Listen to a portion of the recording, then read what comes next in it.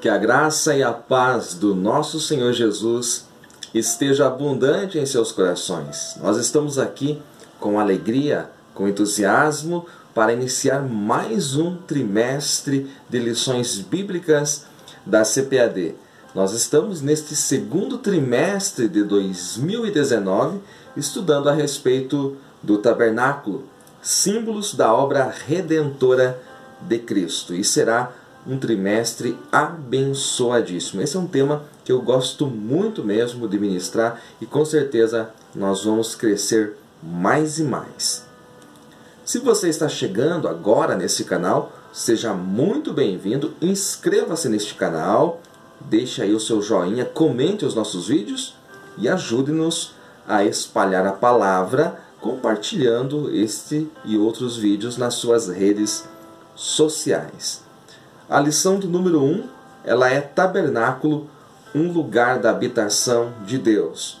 Nosso textuário está em Êxodo, capítulo 25, versículo 8. E me farão um santuário e habitarei no meio deles. A verdade prática, o tabernáculo de Moisés, foi o protótipo da igreja de Cristo, no qual hoje Deus habita e manifesta sua glória. Muito bem, a lição ela explica em 3 tópicos a respeito do tabernáculo e a sua analogia com a igreja hoje. Nesta pré-aula eu peço a sua permissão para me mostrar a vocês algo mais amplo a respeito de tabernáculo. Então eu não vou falar hoje, nesta primeira aula, a respeito do tabernáculo de Moisés somente, mas falando do tema tabernáculo na Bíblia.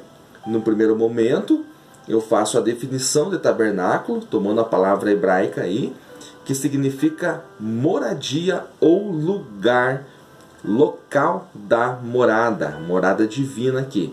A palavra em português, ela deriva do latim tabernaculum, que significa tenda ou barraca. Algo que é fundamental nós sabermos. Olha só, o tabernáculo de Moisés, móvel, era apenas uma das habitações de Deus na Bíblia.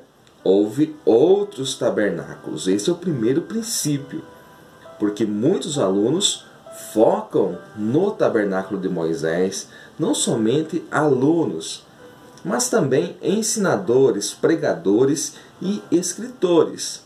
E falta esta percepção, este conhecimento de que este tabernáculo de Moisés é apenas um de muitos tabernáculos que a Bíblia mostra. Então, desde o jardim no Éden até a Nova Jerusalém, Apocalipse 21:3, Deus está preparando um local para habitar com os homens, porque o nosso Deus é um Deus de relacionamento. Nosso Deus é um Deus relacional.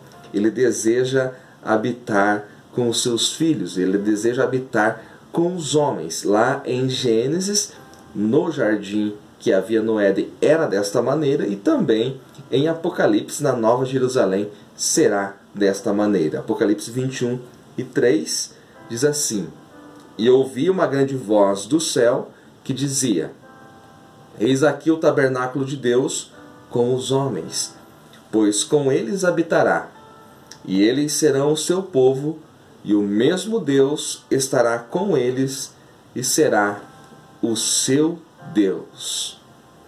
Veja bem que aqui mostra o final, a consumação de todas as coisas. A Nova Jerusalém nada mais é do que um tabernáculo. Eu falei a respeito do jardim que havia no Éden. Olha só, o jardim era um santuário. As tendas dos patriarcas eram um local santíssimo, pois eles faziam parte da ordem sacerdotal que era superior à de Arão, a ordem de Melquisedeque. Então todo patriarca no Antigo Testamento ele tinha uma tenda e tinha também altar. Na vida de Abraão, você vê desta maneira, onde ele ia, ele armava uma tenda e construía um altar. Todos os patriarcas tinham tendas. Foi assim com Abel, foi assim com Noé, com Abraão, com Jetro, com Jó. todos eles tinham a sua tenda. A tenda não era somente um local da sua morada, do seu descanso, mas era o local que eles se relacionavam com Deus. Também os templos em Jerusalém eram tabernáculos. O templo de Salomão, o templo de Zorobabel e o templo de Herodes eram tabernáculos, porque a mesma divisão que havia no tabernáculo de Moisés, ou seja, pátio, que é átrio, lugar santo e lugar santíssimo, esta mesma divisão perdurou em todos os templos. Jesus Cristo, o Verbo encarnado, conforme nós vemos em João 1,14, o seu corpo também era um tabernáculo. Ele veio tabernacular, ele veio habitar com os homens. Lá em João 1,14 nós vemos a palavra habitou, que significa tabernaculou com os homens. A Igreja de Cristo também é um tabernáculo. Cada cristão individualmente também, conforme nós vemos em 2 Coríntios capítulo 5 e os versículos 1 a 4. Até quero mostrar isso para você. Olha só o que o apóstolo diz: porque sabemos que se a nossa casa terrestre deste tabernáculo, portanto o apóstolo se refere ao corpo, se desfizer, temos um edifício, uma casa não feita por mãos, eterna nos céus. Ele diz mais: por isso também gememos, desejando ser revestidos da nossa habitação, que é do céu. E no versículo 4 ele diz: porque também nós, os que estamos neste tabernáculo, ou seja, nesse corpo, gememos, carregados, não porque queremos ser despidos, mas revestidos, para que o mortal seja absorvido pela vida. Então nós vemos que o apóstolo Paulo considerava o corpo um tabernáculo. Então veja que o tema tabernáculo ele é muito mais amplo do que apenas o tabernáculo de Moisés. Quando Adão caiu, quando Adão pecou, ele perdeu o local santíssimo. O Éden, o jardim que havia no Éden, onde Adão e Eva viviam, era um local santíssimo. Você fala assim: professor Márcio, ali era um tabernáculo? Sim. Então cadê? Onde estavam as partes como átrio e lugar santo? Não necessitava de átrio, nem de lugar santo, porque o jardim era um local santíssimo, porque era ali que Deus vinha. Deus vinha na viração do dia para ter relacionamento íntimo, face a face com Adão. Quando Adão caiu, ele perdeu este local santíssimo e Deus colocou querubins para que o homem não entrasse ali novamente. Então, na porta do Éden, Deus colocou querubins. Os mesmos querubins foram representados no véu do tabernáculo, conforme nós vemos em Êxodo. Eu vou ler aqui com vocês Êxodo, capítulo 26 e o versículo 31, que diz assim: depois farás um véu de azul e púrpura e carmesim e de linho fino torcido, com querubins, de obra-prima se fará. Se você ler Êxodo capítulo 36 e o versículo 35, você vai ver a mesma coisa. De obra esmerada o fez com querubins. Então havia querubins bordados no véu que separava o lugar santo do santíssimo, para dizer: foi esse local que Adão perdeu, foi esse local que nossos pais perderam. Então aqui tem uma proteção. Você não pode entrar aqui hoje. Somente o sumo sacerdote, uma vez ao ano, entrava naquele local. O tabernáculo de Moisés não era original, e sim uma cópia, réplica do verdadeiro tabernáculo celestial. Isso é muito importante. O tabernáculo de Moisés não era original, e sim uma cópia, uma réplica do verdadeiro tabernáculo celestial. Foi reproduzido conforme o modelo do céu. Êxodo 25 e 40. Quero ler com vocês esse texto. Êxodo capítulo 25 e o versículo de número 40. Atenta, pois, que o faças conforme o seu modelo que te foi mostrado no monte. Então aquele tabernáculo que Moisés passa a planta para que os artífices construíssem foi um modelo que ele recebeu no monte. Se você olhar para Hebreus 8 e 5, você vai ver a mesma coisa. E olha só o que eu leio em Atos, capítulo 7, versículo 44. Estava entre nossos pais no deserto o tabernáculo do testemunho, como ordenara aquele que disse a Moisés que o fizesse segundo o modelo que tinha visto. Então muita gente dá muita honra ao tabernáculo de Moisés, não sabendo que era apenas uma cópia do tabernáculo celestial.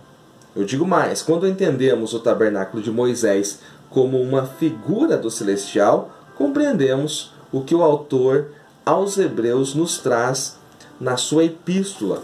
Quando nós lemos Hebreus, nós vemos que Cristo, a partir da sua morte, ele fez todo um trabalho sacerdotal, não no tabernáculo de Moisés, mas no tabernáculo celestial. Hebreus 9, 24 diz assim: porque Cristo não entrou no santuário feito por mãos, figura do verdadeiro, porém no mesmo céu que para agora comparecer por nós perante a face de Deus. Então veja que o autor dos Hebreus coloca ali que este tabernáculo, ele era figura do verdadeiro. O tabernáculo que Cristo entrou era o original tabernáculo celestial.